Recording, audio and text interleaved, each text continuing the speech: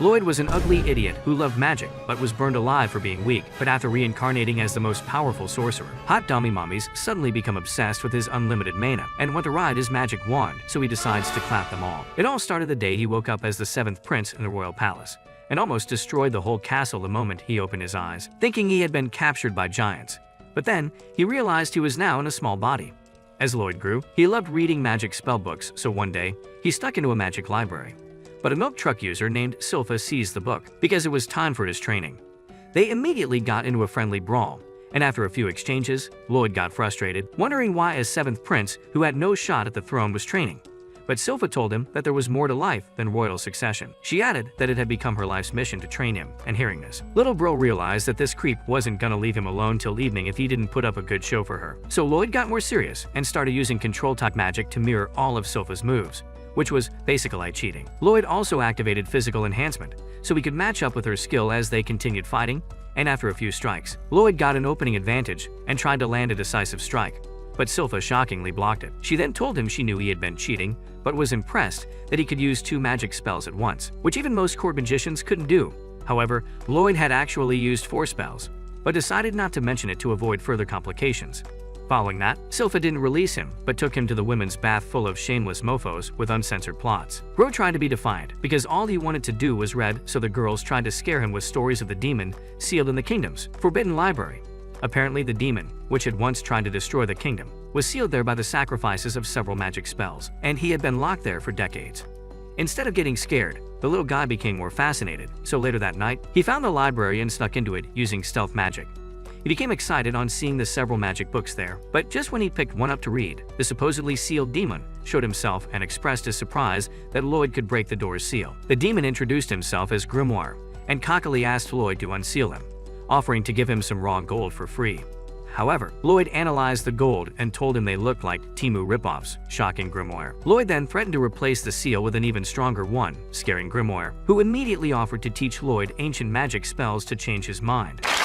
This got Lloyd's attention, and he unlocked the seal immediately, but the monster betrayed him by unleashing a powerful attack on him, thinking this would unalive him, but Lloyd blocked the attack with a magical barrier. He unleashed even more powerful attacks, but Lloyd's barrier remained unbroken, making Grimoire mad, wondering who the heck he was.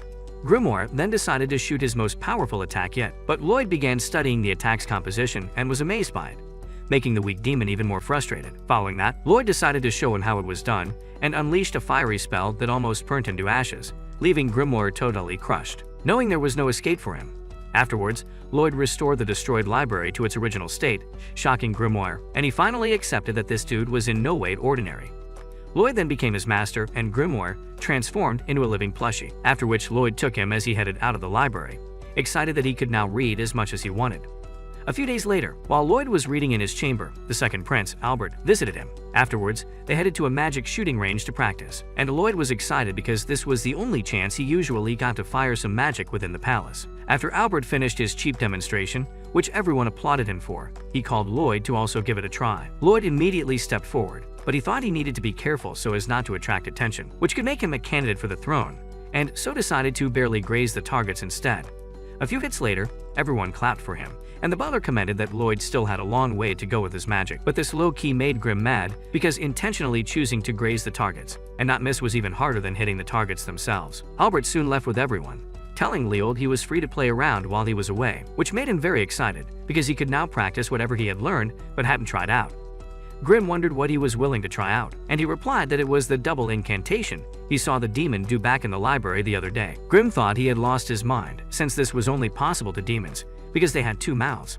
However, Lloyd was like, "Hold my beer," and suddenly absorbed Grim into his palm, shocking the tamed monster. Lloyd then told him that he would be his second mouth and asked him to recite some incantations along with him. But as Grim attempted to do this, thinking it was just the usual way he was used, he suddenly got lost in Lloyd's overwhelming mana, leaving him scared. He ranted a bit about how crazy Lloyd's power was, and afterwards, they proceeded to practice the double incantation, immediately causing a massive explosion released into the sky, which caught the whole city's attention. Meanwhile, back in the palace, some 2 idiots asked Albert why he showed Lloyd so much attention, even though he was just a young brat who should still be feeding on milk. But Albert told them it was clear he had no eye for talent. He then explained that Lloyd's attack earlier had grazed all the targets the same way, which meant he had intentionally done it. He further said Lloyd was a prodigy, who could become a grand sage someday, and he knew Lloyd would be a great asset to him in the future. Just then, one of the officials walked up to the window and was shocked to realize that the sun was already setting. At the same time, on the shooting range, Grimm was utterly shocked by how powerful the attack was that had caused a hole in the sky. Lloyd soon realized this and was scared he had done something severe, but he became relaxed when the sky returned to normal. The next day, in the Forbidden Library, Grimm brought a report about the hole in the sky incident, which was now in the news, but Lloyd wasn't really concerned about that. Instead, he was more fascinated by the idea of the poster on the wall of an A-ranked adventurer looting the treasures in dungeons with her team. He then told Grimm they were going to the dungeon next, but Grimm advised against it, saying everyone would freak out if they couldn't find him. So Lloyd came up with an idea to make a dummy of himself to deceive everyone in the palace while he was gone. The dummy was even capable of making some animated movements, but there was only one problem: Silpha. Silpha had been so obsessed with him that she noticed even the slightest detail about him, like the length of his meat. So she was not going to be deceived by some dummy he put up. However, he found a way around this and escaped from the palace. On his flight there, he would later reveal that he had put Grimm's soul in the dummy and then absorbed Grimm's body into his palm separately, which made Grimm mad because he never wished to be his servant anyway, not to mention misusing him for cheap tricks like this. Lloyd soon found deep in the forest that a girl named Tao was being pursued by some orcs who wanted to smell her bunda. But before Lloyd could play 911, the girl beat those orcs so much they'd wish to be reborn as objects in their next lives. Lloyd was surprised by this, and while he watched her from the top of a mountain, she suddenly noticed him. Bro immediately tried to hide, but she launched toward him, thinking he was an enemy. However, Lloyd quickly transformed into a different look through a combination of his own appearance and Albert's, and called himself Robert, so that when the girl saw him, she fell for him instantly because he was too hot.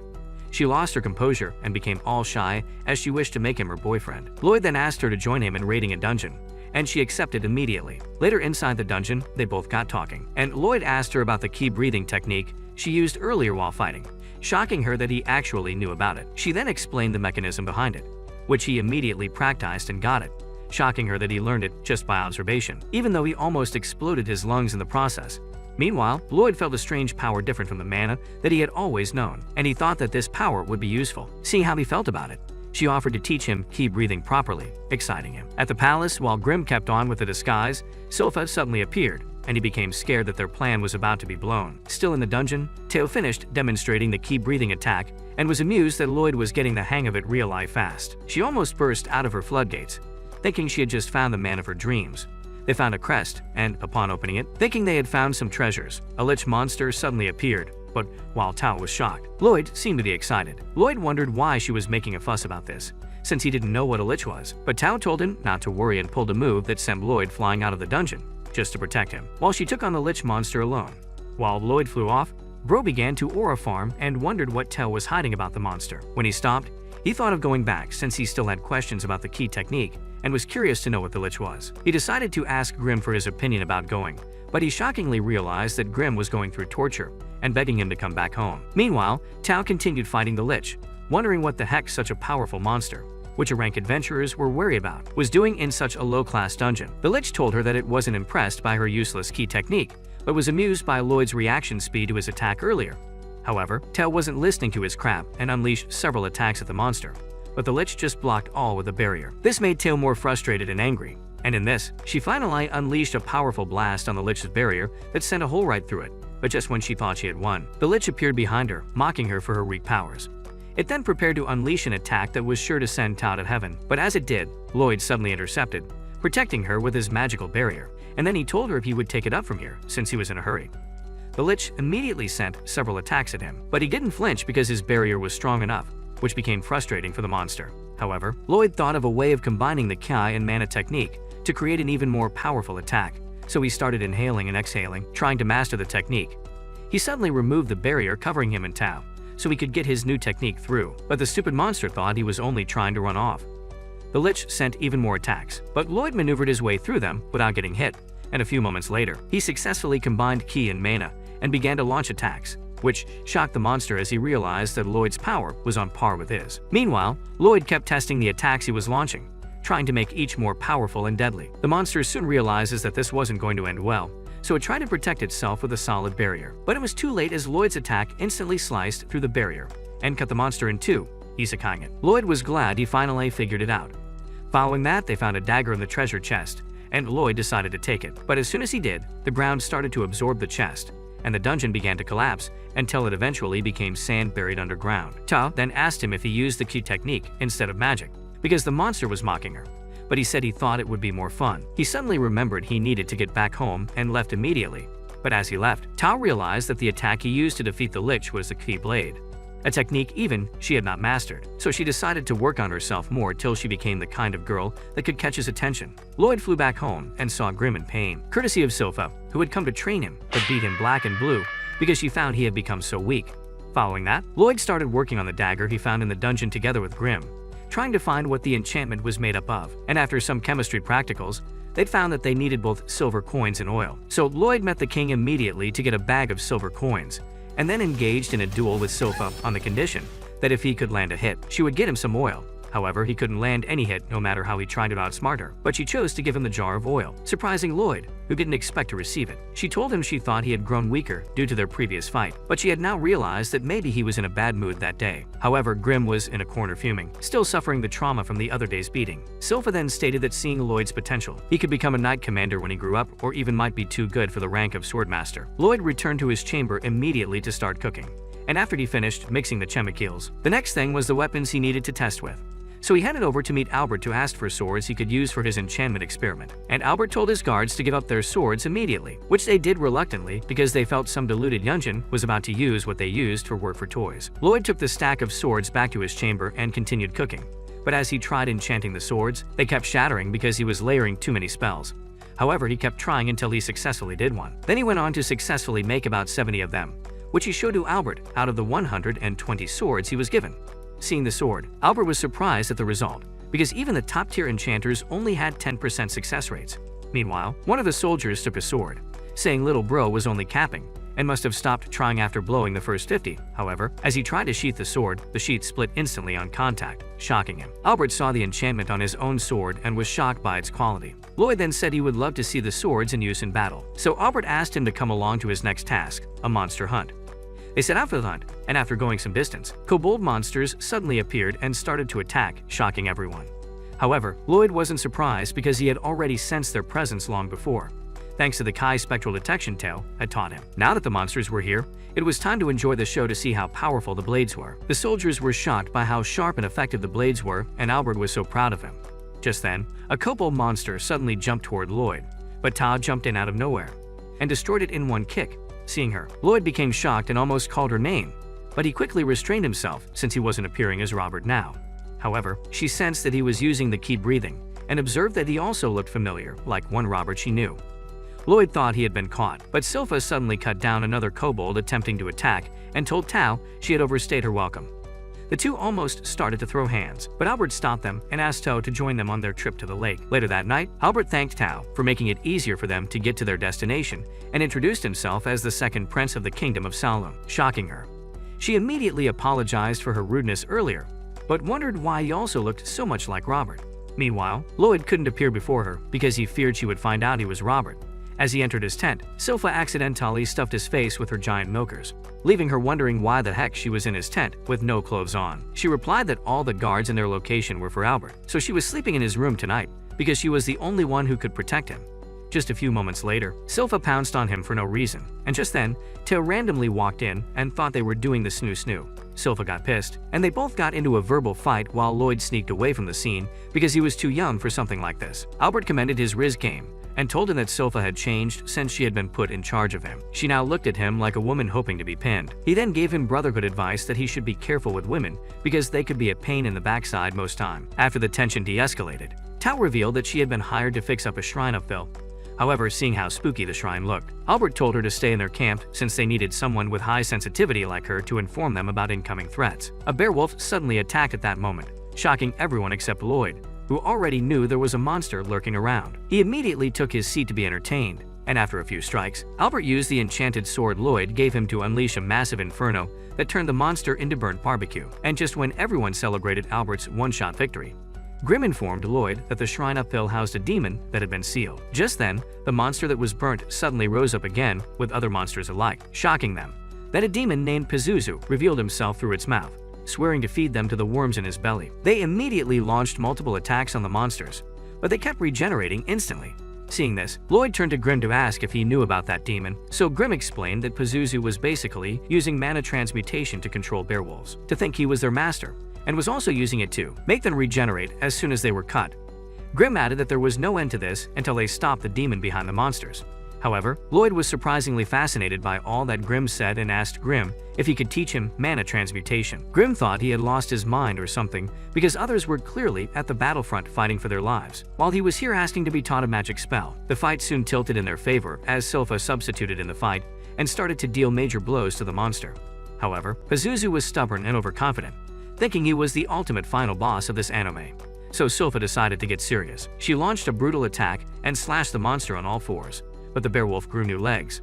However, the other monsters became static since Pazuzu was using all his mana to regenerate. At the same time, Lloyd was in his tutorial class, learning from Grimm. Silpha then went to borrow Albert's enchanted sword and dealt an even fatal damage to Pazuzu and his host, leaving him wondering who the heck this psycho was. Then Pazuzu got angry and started to circle around Silpha, preparing to attack her. The battle got serious when Pazuzu exhaled a strange pink miasma from his mouth that spread across the battlefield. The moment it touched the soldiers, their strength drained away, and they started collapsing one by one. Even Silpha, who was usually tough as nails, fell to her knees under the crushing pressure.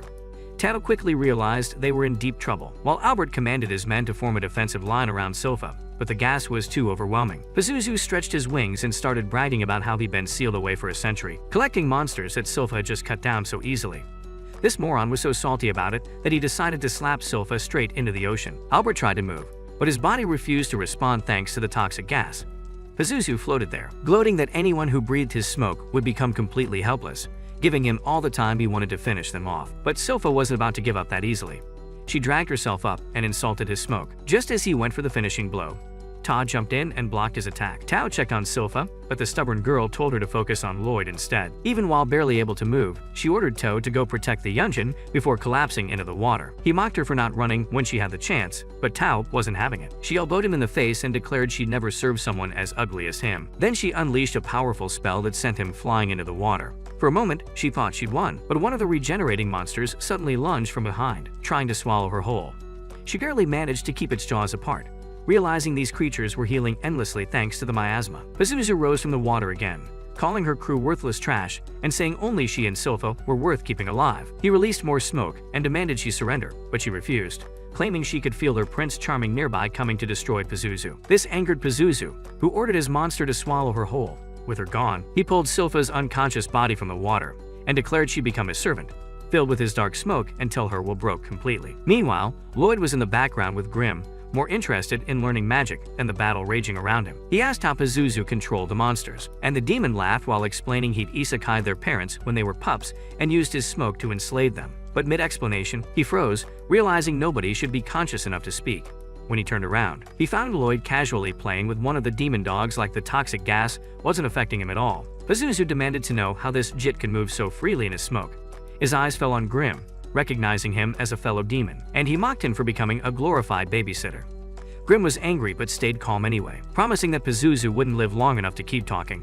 The demon sent his attack dogs to tear Lloyd apart, but Lloyd just smiled. This was the perfect chance to test his newly learned mana transmutation, so he immediately poured out his mana and transformed it into a field of warm, glowing flowers, instantly taming the monsters. The demon watched in shock as his loyal pets broke free from his control and surrounded Lloyd affectionately. At Lloyd's request, one of them spat out Tao, and he gently covered her on the ground. Pazuzu tried releasing more smoke, but Grimm told him it was useless now. The wolves had grown strong, and their fury was directed at their former master. The pack launched themselves at Pazuzu with coordinated strikes, tearing into him from all sides while Lloyd watched with interest, studying their hunting tactics like it were a lesson. But Pazuzu managed to break free and stomped on them as he screamed about unaliving their entire family once he finished with Lloyd. Meanwhile, Lloyd observed calmly, wondering why demons could never truly die and had to be sealed instead. As Pazuzu's fury grew, his mana started overflowing wildly, consuming the battlefield and destroying Lloyd's flower field. Lloyd concluded that maybe past wizards were simply too weak to isekai demons outright. Then the battlefield darkened as Lloyd expanded his domain, freezing Pazuzu in terror, who wondered why his mana was that high. Grimm then explained that the smoke had never affected Lloyd because his mana pool was far too vast compared to the demon's power. Lloyd became more excited as he started testing his power by trying to cage Pazuzu in a cage. Pazuzu ran for his life, trying to escape being trapped, but Lloyd called in Grimm for backup, and then layered barrier after barrier until Pazuzu was completely trapped.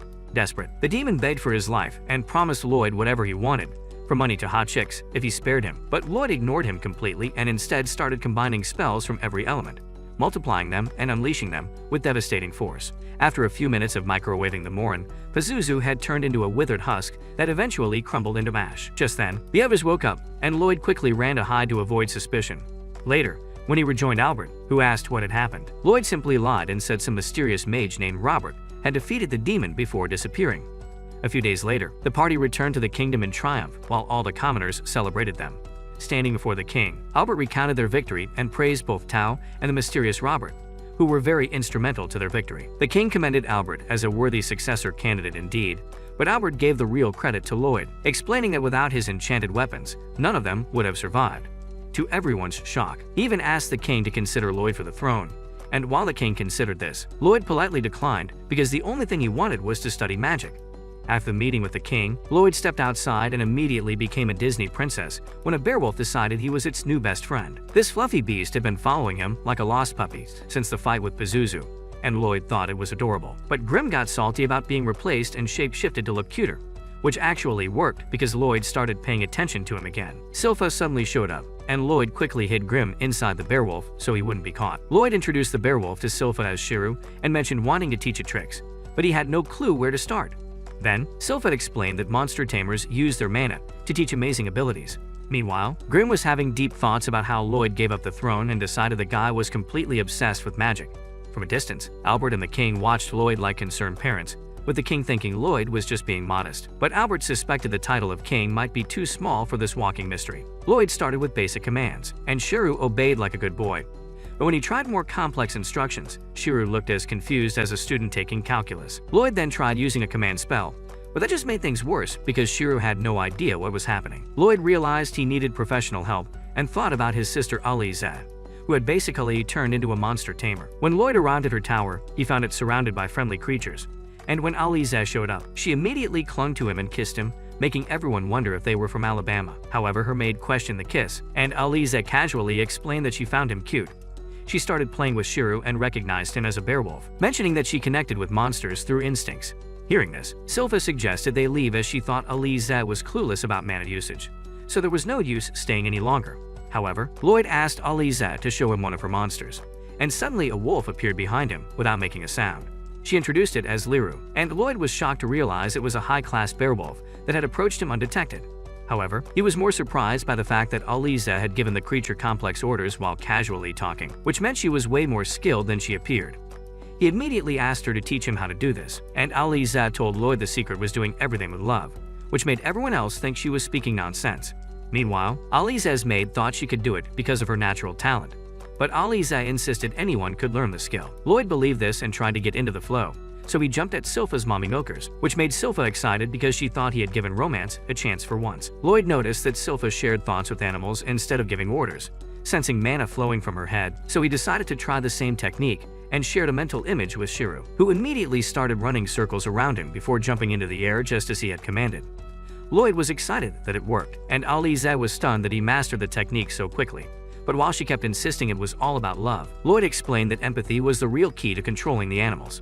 Later, on their way back, with Lloyd still glad that he could now control animals, Silpha asked him to train with her, but Albert showed up, saying he needed to talk to Lloyd. The two started arguing over him like he was the last slice of pizza. Albert introduced Lloyd to the fourth prince, Dian, and they headed to a forge where Dian revealed he knew about Albert's enchanted sword, but doubted Lloyd had actually made it. He decided to test Lloyd, since he was a blacksmith who had traveled to Bartram to pursue his passion. Dian told Lloyd to start enchanting his sword, noting that enchantment was considered advanced magic that even the best enchanters in Bartram struggled with. Lloyd enhanced the weapon anyway, and Dian stood there with his jaw on the floor when he realized it was packed with advanced spells. Convinced Lloyd was the real deal, Dian got excited about working together and revealed his dream of creating the ultimate sword by having Lloyd enchant steel while he forged it. He admitted he once tried learning magic but had zero talent, so now he wanted to craft a weapon that let anyone cast spells just by swinging it. Lloyd agreed because he was curious about how he planned to do this. They started working on the weapon, with Dian wanting to create a fire-casting sword. But fire spells had complex formulas, and the weapon might not handle the power. Lloyd tried anyway, but the steel shattered like glass. He realized the formula needed changes, so they tried again and kept failing. Lloyd started blaming himself for having a flawed method, but Dian admitted he had bought cheap mana essence. Lloyd then used purification magic to assess it and discovered it lacked hematite, making it useless for high-level enchantments. Silpha suggested going to a dungeon to gather hematite, which shocked Lloyd since he wasn't allowed to leave. But Silpha explained that the king had given permission because he believed Lloyd needed exposure to the outside world. They headed to the Adventurers Guild, where a girl named Katarina greeted them and handed Lloyd a registration form. After he filled it out, she explained that a crystal ball would measure his powers to determine his rank. Lloyd immediately remembered using one in his previous life and feared it might explode if it tried measuring his full power. So he suppressed his mana before placing his hands on the ball, and the results came out, classifying him as a rank. Other adventurers laughed, thinking he was pathetic, but Katarina noticed his incredible magic rating and stated that Lloyd was the next promising adventurer they'd seen since the Silver Blader. Meanwhile, Lloyd was shocked that his magic still came out as in a rank, even though he had suppressed his mana to only 1% of the real amount. However, the other adventurers got angry, believing he was nothing compared to her. Silpha wanted to accept a dungeon quest, but Katarina explained they needed at least one B-ranked adventurer in the party. One adventurer tried asking Silpha out, but she sliced a part of his beard in a blink, and Katarina then revealed that Silpha was actually the Silver Blader herself, shocking everyone to realize they had messed with the wrong person. However, she explained that Silpha had been demoted to C-rank for being away too long. Just then, Toa arrived, revealing she was now A-rank thanks to clearing dungeons while searching for Robert, but she had still not found him. So she offered to help them on the condition that Silpha would introduce her to Albert or arrange a coffee date for them. Following that, Katarina gave them a quest, and Lloyd learned that Silpha was once an amazing adventurer, but had struggled against the Assassin's Guild. They headed to the dungeon next and quickly retrieved the chest for Lloyd to use in creating the ultimate weapon. Meanwhile, Dian waited for Lloyd to return while Albert started losing hope that this was actually possible. With war approaching, they urgently needed the forge producing weapons for soldiers, and Albert thought Lloyd wouldn't return in time, so he told Dian to pause his research to be continued on a later date. However, while they talked, Lloyd arrived with the chest, and together they proceeded to forge the ultimate weapon. Dian tested it with a swing, causing a massive explosion that probably woke up half the kingdom. Seeing the havoc done, Lloyd realized he had overdone it again and considered toning down the power. Later that night, he fell on his bed, explaining how he had mass-produced the weapon for soldiers but reduced the enchantments so they only shot regular fireballs. But suddenly, he sensed a strange presence from far away, and wondered why Shiro didn't sense it yet, even though its perception was high. Lloyd suddenly confronted this mystery girl, and she immediately tried to dip faster than a student leaving class on Friday. Unfortunately for her, Bro had set up a barrier to trap her, so escaping wasn't happening anytime soon. Lloyd wanted to have a friendly conversation, but this girl chose violence and revealed her true form before launching a toxic cloud at him. Lloyd quickly tried to nullify the poison, but the girl told him that her poison was unbeatable, since nothing could neutralize it. Lloyd figured out she was transmuting her poison with mana, which made her one of the rare group of people with a special type of mana called the Blighted. The girl introduced herself as Ren, mentioning she'd been accidentally unaliving people with her poison since her childhood. She shattered his invisible cage but casually mentioned he'd probably live since he only got a tiny dose of her poison. Afterward, she vanished, leaving Lloyd genuinely impressed by her abilities. Just then, Grimm showed up asking if Lloyd was still breathing, but thanks to his magical recovery powers, he healed up very fast, which left Grimm wondering why Lloyd didn't chase the girl since he was perfectly fine. Lloyd revealed his master plan to let her guide him to her secret base, since Ren seemed to be related to the Assassin's Guild, which Silpha had once told him about. Lloyd followed after her immediately, and when Ren returned to their hideouts and reported about a young boy who caught her, they all told her she should have isekai the boy. She then informed them about the ongoing mass production of the spellbound blades, but as she talked, one of them noticed that they were being watched. Just then, Lloyd revealed himself, and Ren was surprised he had recovered from her poison so quickly. Seeing that Lloyd already knew too much, the group said they couldn't let him leave, and hearing this, Lloyd immediately took Tao's fighting stance and began to trace her skills as he fought like a top martial artist against Babylon, who had special flexibility powers and introduced himself as the Warp Blighted. Lloyd was fascinated by this, but before he could say jack, this dude called Crow suddenly appeared behind him and cast a spell that instantly intensified the gravity around him. He was introduced as the Curse Blighted because of the mana in his words. Then Galila the spider appeared and tried to knock him out, but Lloyd broke Crow's curse with his brute strength. But he found himself stuck to Galilea instead. Galilea then told him that he transmuted the mana around his sticky fluid. However, Lloyd managed to free himself but lost his clothes to Galilea. However, he was fascinated by their powers. At that moment, this hottie named Talia launched an attack with her katana, accusing him of smiling in this situation and promising to help him find his fear again. She stabbed her thighs immediately, which immediately caused pain to Lloyd's leg too, as she claimed that she could share her damage with anyone she could see. while she thought she had managed to break Lloyd. Lloyd was instead almost jizzing as he thought about how incredible their powers were. He instantly healed his legs, which automatically healed Talia's wound too, shocking her, because she had stabbed herself very deeply. Lloyd became more excited and planned to experiment to see if attacking her would also cause him the same damage. He activated Silpha's blade skills and immediately charged an attack at the Assassin's Guild like a psycho as they recognized that he was now fighting like the girl who once traumatized them. He went on to wipe the floor with their backsides, and while he attacked Talia, she warned him that attacking her would also cause damage to his body. But Dude said this was exactly why he was attacking her, to know what it felt like, shocking her. As he smashed her against the wall, he also felt the pain, and the psycho almost finished at how exciting this was. He successfully beat them all and then walked over to Ren, asking to be poisoned too, which left Ren wondering which psychiatric facility he broke out from. However, Galilea, standing close, immediately stopped the fight, saying Ren could not control her powers, and releasing her poison meant they would all be caught in it too. Hearing this, Lloyd realized that none of them really had much control over their powers, and Galilea replied that if they did, their lives wouldn't have turned out this way. Galilea charged an attack immediately, but Lloyd dodged it and slammed a spell on his back, causing him much pain. Ren got angry and tried attacking Lloyd, thinking he had unalived Galilea, but they were all shocked when Galilea said he was fine and revealed that he now had control over his power. Lloyd explained that he had engraved a spell on his back that would help him contain his power. Galilea started to weep like a youngin because the curse was finally over, and Lloyd offered to do the same for the rest too. After he healed all of them from their curses, they all became emotional, and Lloyd asked them to entertain him with their powers more properly now, since they could now control them, but Galilea told him he wanted to share the group's backstory instead. Lloyd couldn't care less, but when Galilea mentioned some Jade, their leader, who had the teleportation power, he became interested. In the past, Jade was the Phantom Blighted, and his curse was the worst of all because he always got teleported to random locations against his own will. And after returning from Egypt, one time he brought along an emblem that would be associated with their guild. His plan was that they would take on the shady jobs that the Adventurers Guild couldn't, and after each mission, they would leave the coin at the scene so people could know that their existence was contributing to world peace. By doing this someday, they wouldn't have to hide in the dark and live freely in the bright of day. However, while Bro was still talking, he got warped to another place again. Back to the present, Galilea explained that they had taken odd jobs that the Adventurers Guild could not sense then. But then, a letter suddenly teleported right in front of them, shocking him. Galilea read the letter and discovered it was a message from Jade asking them to come to the Lord of Lordos Manor so they could all live together again. The group became happy they were finally gonna see Jade again, but in the midst of this, Lloyd noticed the emblem and instantly became excited as though he knew something was up.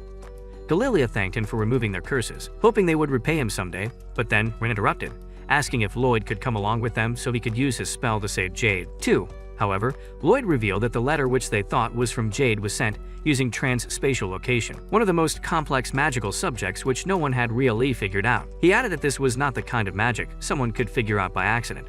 Hearing this, they wondered if this was a trap, or if this meant Jade could now control his power. Lloyd would not need to tag along if the latter were the case, but he offered to join them anyway, since he was interested in the teleportation magic after all, offering to handle it if any problem arose. They took a flight heading to the location immediately, thanks to Lloyd's magic, but they also almost passed out, since they were going at an insane speed. So they stopped at a forest and decided to walk the rest, since they were almost there anyway. Hearing this, Ren ran into the forest immediately to find them some food, and while she was away, Babylon told Lloyd that Ren went because she wanted to impress him. He then shared a quick biography of Ren. Just after she was born, she accidentally sent her parents to where she came from with her poison, and since then, she had to survive on her own in the wild.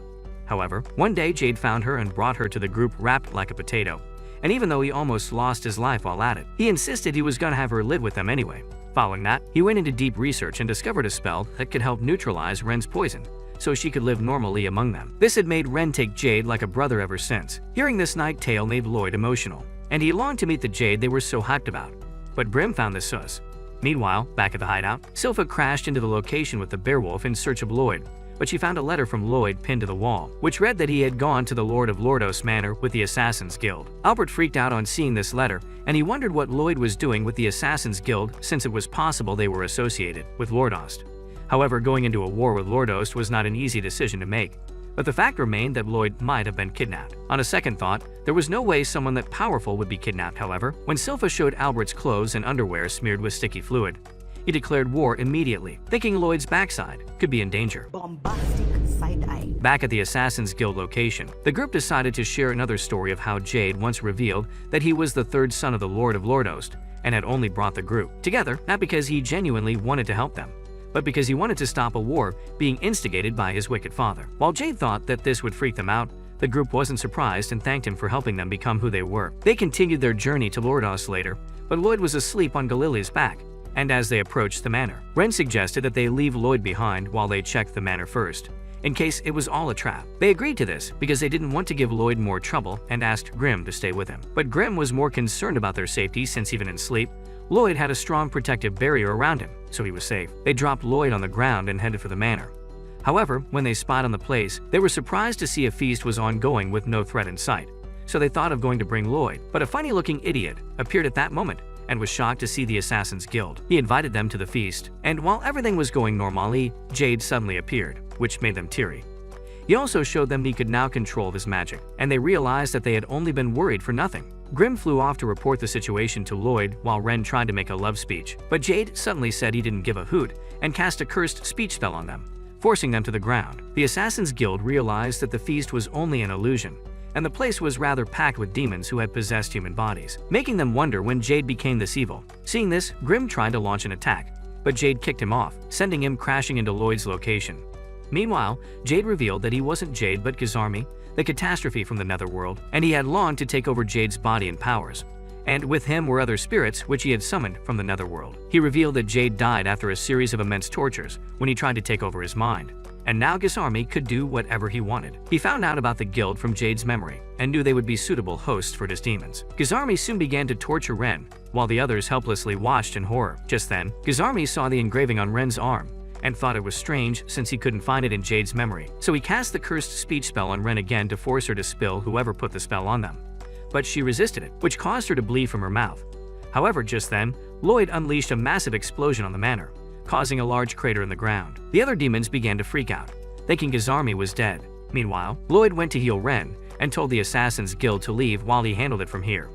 Ren tried protesting, but Galilia carried her as he ran off with the others, claiming that they were no match for Gizarmi and staying would only hold Lloyd back. Gizarmi saw them escaping and commanded his stupid demons to pursue after them or be sent to the underworld. But Lloyd was not going to let that happen. He unleashed a powerful attack on them immediately, but some still managed to evade it as they continued chasing Galilia and his team. Some demons also lunged at Lloyd. At the same time, Gizarmi sent an attack at him which shockingly slipped through his strong barrier. Lloyd reasoned that this could unalive him, so he dodged it, letting it hit the incoming demon. He then scanned the demonized body and realized that the attack isekai'd the parasitic demon immediately. Grim, seeing this, warned him to flee, explaining that Gizarmi's mana was directly creating the attacks, just like the blighted creeps, which meant that Lloyd could not defend with mana. It would always break through. Lloyd realized that this was a dangerous situation, but he wasn't fazed, probably because he knew he had the main character's plot armor. Meanwhile, Gizarmi sought his weak minions and was disappointed that they could be affected by something as trashy as magic. But Grim used this opportunity to explain that those classes of demons were the weakest of the 10 classes, which was why magic could work on them. Pazuzu was 8th class while Grim was 3rd class. Lloyd wondered if Gizarmi was 1st class, but Grim revealed that he was instead a demon lord, far beyond the 1st class. Grim tried his best to get Lloyd to surrender and run just this one time, but he even moved closer, excited to fight. Gizarmi suddenly fired a powerful attack with his evil pin, but Lloyd managed to stop it with his barrier, though it broke 2 layers. Seeing this, Gizarmi unleashed several attacks, curious to see how much Lloyd's barrier could hold.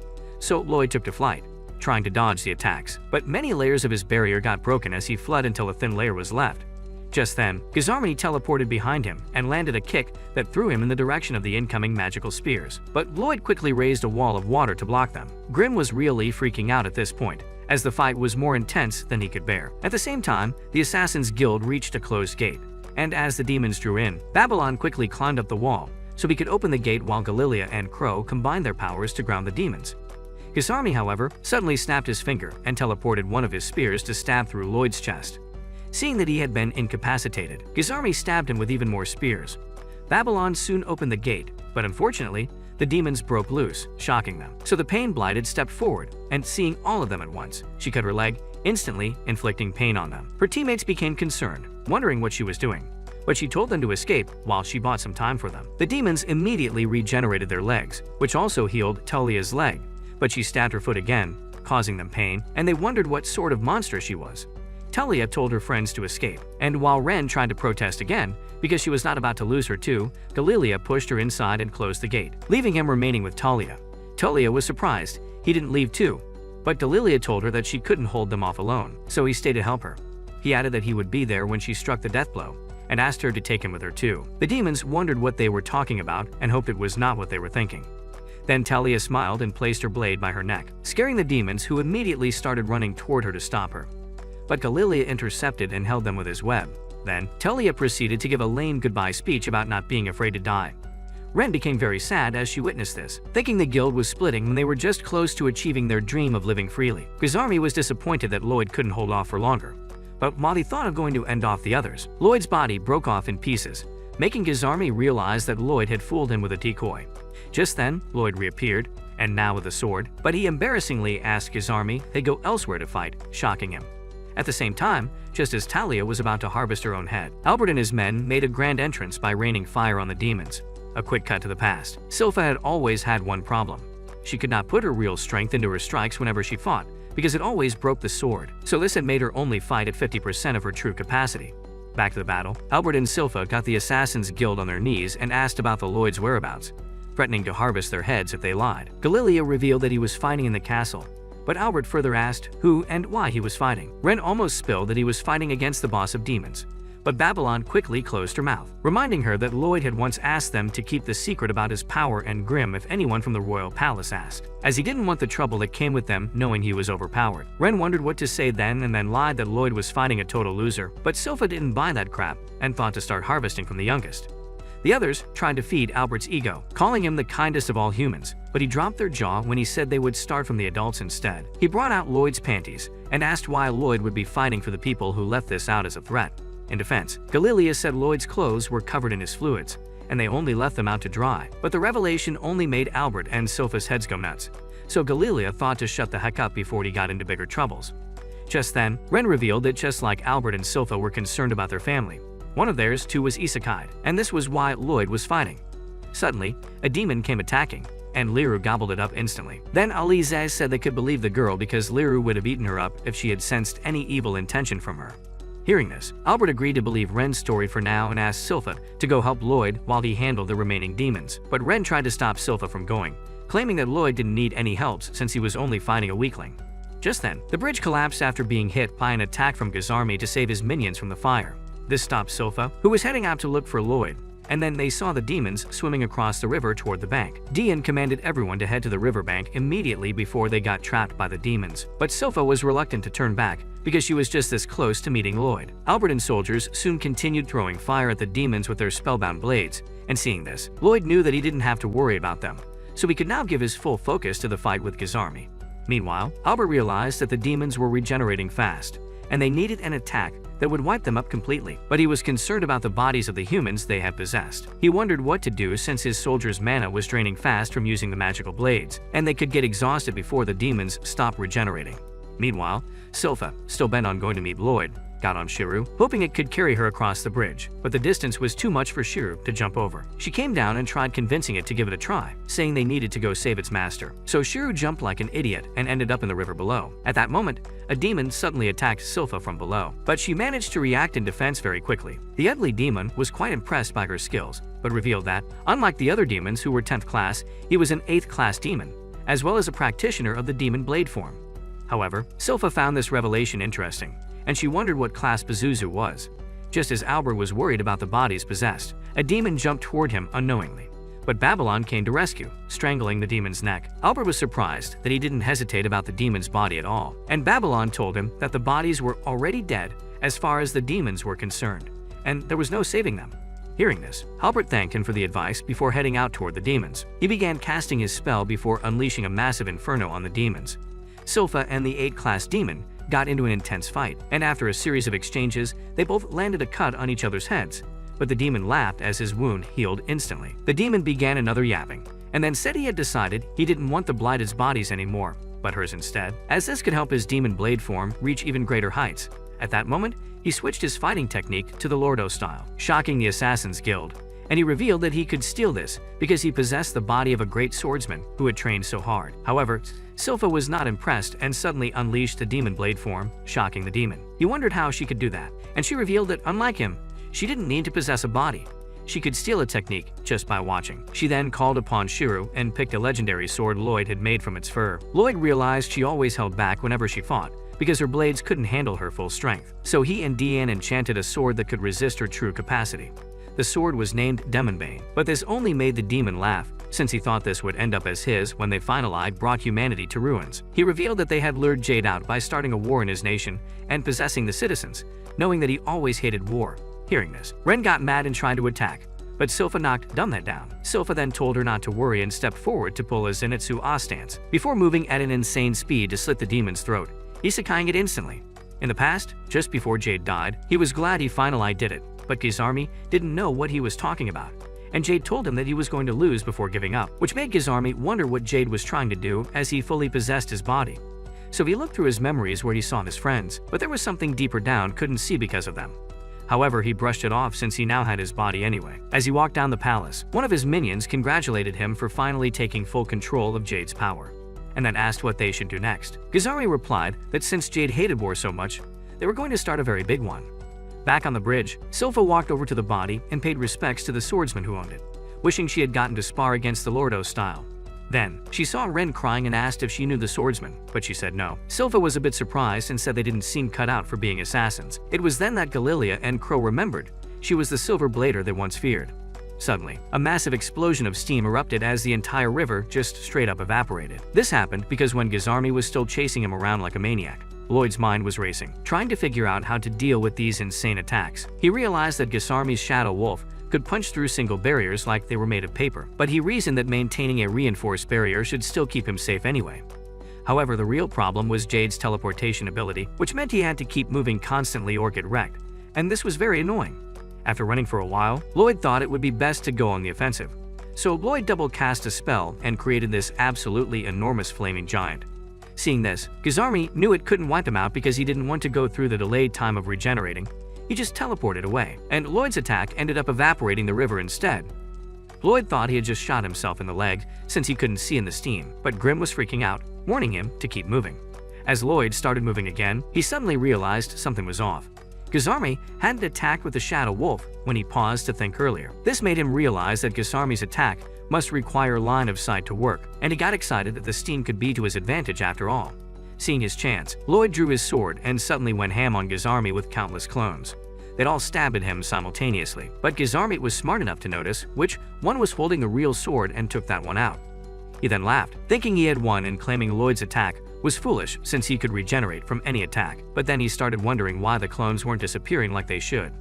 He realized the one he'd destroyed was just another fake, and the real body had to be watching from above somewhere.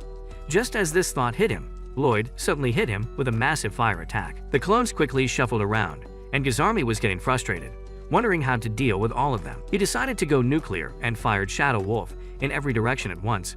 One hit a clone that was protected by a barrier, and he thought that was Lloyd, but surprise, surprise, it was another fake. Gizarmi realized Lloyd must have placed barriers on several of the decoys and assumed Lloyd was hiding among them, but the reality was, Lloyd actually had no barrier at all. He was using a concealment spell to hide himself between the attacks instead, as he slowly approached Gizarmi. While Grim was wondering what the heck Lloyd was planning, Lloyd revealed that his sword was the Spell Taker, a blade with the insane ability to absorb spells. He could then use them to boost his mana or analyze their structure. Using this ability, Lloyd literally sliced through the teleportation magic and ended up yeeted into some alternate dimension, which seemed to be Jade's memories. He wandered around looking for Jade, but soon found an orb of light with several spell codes. Just then, everything clicked into place. He immediately crumpled all the clones and stepped out of hiding like the main character he was. Gizarmi was probably thinking Lloyd had thrown in the towel and started his villain recruitment speech, but Lloyd shut him down hard, calling him straight up boring. Then he dropped some philosophical speech about humanity, saying humans are fragile as heck, but it was this weakness that made them capable of creating mind-blowing stuff. He further explained that all magic formulas that existed were born from human imagination, and because of this, they were limitless. However, Gizarmi wasn't here for Lloyd's TED Talk and moved to end things, but Lloyd caught him completely off guard with a surprise attack. The Demon Lord was absolutely mind-blown that he'd actually been touched. Lloyd just smirked and basically told Gizarmi to come at him. So Gizarmi got all threatening about not underestimating him, but Lloyd threw Jade's dying words right back in his face. That comment sent Gizarmi into full rage mode, and he went absolutely feral, but Lloyd started whooping his behind like he had finally gotten the cheat codes to this fight. And when Gizarmi tried his teleport escape trick, Lloyd was right there, matching his every move. Lloyd then unleashed a magical blast that sent the Demon Lord plummeting toward the magma he had created earlier, but Gizarmi barely managed to warp away at the last possible second. Lloyd started showing his soccer skills by kicking the demon around, and when he finally took a breather, Gizarmi decided to show his true Demon Lord power by forming this absolutely massive sphere of concentrated mana, threatening that it was all over for Lloyd. Gizarmi declared that his attack was totally unstoppable and got ready to end this whole thing, but then his massive orb just straight up disappeared into thin air. Gizarmi wondered what the heck just happened, and Lloyd casually explained that he just canceled it out by creating his own void. Turned out he already knew this spell and had been curious what would go down if two voids crashed into each other. Gizarmi called crap on this, since creating even one void took an absolutely ridiculous amount of mana, so he figured Lloyd had to be bluffing. He tried to possess Lloyd's body by diving at him from above, but got instantly overwhelmed by Lloyd's insane mana levels. Lloyd started spamming void spells left and right, casually wondering if getting hit by one would actually delete Gizarmi from existence. Meanwhile, Albert and Deanne were struggling to see anything through all this steam, while Sofa and Alize were using the cover to their advantage. Albert suddenly noticed something weird and wondered why the sun wasn't coming up since the time said it should already have been daylight. Meanwhile, Gizarmi was getting absolutely wrecked by the void, and the damage was way too intense for his regeneration to keep up, so he tried to bail on his current body, but found himself completely stuck. Realizing he was about to get permanently isekai'd, he pulled a desperate move and pretended to be Jade, crying that he was back and begging Lloyd to stop the spell. He even called out to Ren and the others for help, but Lloyd just smashed two voids together and finished him off for good. The sky immediately went back to normal, and Jade's spirit appeared smiling before finally disappearing peacefully. This triggered a flashback where Ren remembered Jade telling them about the wild rumors surrounding Lloyd. Galilea had thought Lloyd was just some regular dude, but Jade brought up the weird incident that happened the day Lloyd was born. Suspecting the Yunjin had used magic right after popping into the world, Galilea thought this was absolutely ridiculous, but Jade believed that if Lloyd really was some kind of magic prodigy, and he might be able to help them someday.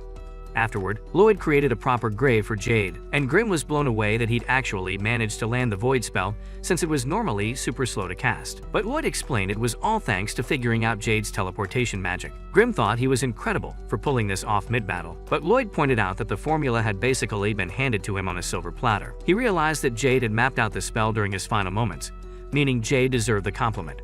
Ren, who had been listening, was shocked to hear this and became emotional, so she thought about how to properly thank Lloyd. Just then, Albert showed up out of nowhere and asked about the grave, making Lloyd panic. But Albert already knew the whole story after talking with Galilea and the crew. Even those dudes had made up a story to cover up for Lloyd. He told Lloyd he was proud of how strong and kind his little brother had turned out, but also pointed out that the Assassin Guild had basically kidnapped him and dragged him into a war zone, which a crime. Because of that, they were gonna face some consequences. However, he said that they offered to make things right by serving Lloyd for the rest of their lives, and asked if Lloyd would accept them, warning him that he'd be responsible for whatever trouble they caused. Lloyd thought this sounded fair and agreed to take full responsibility. And then, Albert broke character, reminding him not to try handling everything solo and to ask for help when he needed it, because he was his precious little brother and all. Following that, the Assassin Guild was released, and they were thrilled that Lloyd accepted them, determined to do their best serving him. Later, while Sofa, Alizette and Ren bathed in a hot spring. Ren confessed to Sofa that she would like to work alongside Lloyd the way she did because she wanted to show how grateful she was. Sofa told her to ask Lloyd himself, and Lloyd, who was also there, against his will, just replied that it was fine. However, Ren wondered if she would be fit to be beside him, considering she was the poison-blighted. Hearing this, Lloyd told her she still had a lot of work to do on herself because she had not yet come to terms with her natural-born strength. He added that her poison could be studied and used as medicine to save many lives, shocking her.